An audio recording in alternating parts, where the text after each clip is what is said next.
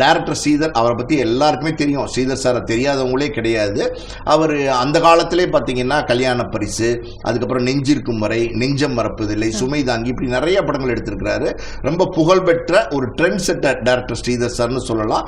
பேரும் புகழோடு இருந்த ஒரு காலகட்டம். தமிழில் மட்டுமில்ல, ஹிந்தியில் இன்னும் பல மொழிகளில் பெரிய வெற்றி படங்களை கொடுத்த ஒரு நல்ல ஒரு இயக்குனர் தான் ஸ்ரீதர் சார். நம்ம மெரினா பீச்சில் ஸ்ரீதர் சாரும் சித்ராலய கோபு சாரும் உட்காந்து பேசிட்டு இருக்காங்க. ஒரு மாலை நேரத்தில் காரில் உட்காந்து பேசிட்டு இருக்காங்க. அப்போ பார்த்தீங்கன்னா அந்த சித்ராலய கோபு சார் ஸ்ரீதர் சார்ட்ட கேட்குறாரு, ஸ்ரீதர் எப்பவுமே நீ ஒரு ஒரு ஒரு மாதிரி சென்டிமெண்ட் படங்களாக எடுக்கிறிய, சுமை தாங்கி, நெஞ்சிருக்கும் வரை, நெஞ்சம் மறப்பதில், இப்படி எடுக்கிறியே, ஏன் ஒரு ஜாலியா லைட்டர் வெயிட்ல ஒரு காமெடி படம், லவ் அண்ட் காமெடி மிக்ஸ் பண்ண மாதிரி ஒரு படம் எடுக்கக்கூடாது, ஒரு புது ஜானல் ஏன் ட்ரை பண்ணக்கூடாது அப்படின்னு சொல்லி அவர்கிட்ட கேட்கிறாரு. அப்ப ஸ்ரீதர் சாரும் யோசிக்கிறார், நல்லா இருக்கே இந்த ஐடியா கூட, நம்ம எப்பவுமே ஒரு சென்டிமெண்ட் படம் தானே எடுக்கிறோம், ஏன் வேற மாதிரி படம் எடுப்போமே அப்படின்னு ஒரு தாட் ரெண்டு பேருக்கும் அப்புறம் ஒரு விவாதம் பண்ண ஆரம்பிக்கிறாங்க. ஒரு லைட்டர் வெயிட்ல ஒரு காமெடி கதை, அதுக்குள்ள ஒரு காதலும் இருக்கணும். எப்பவுமே காதல் இருந்தால் தான் அந்த கதை லைவா இருக்கும். அப்படி ஒரு பிளான் பண்ணி ஒரு கதையை உருவாக்குறாங்க. கிட்டத்தட்ட பார்த்தீங்கன்னா ஒரு வருஷம் ஒரு கதையை உருவாக்குறாங்க.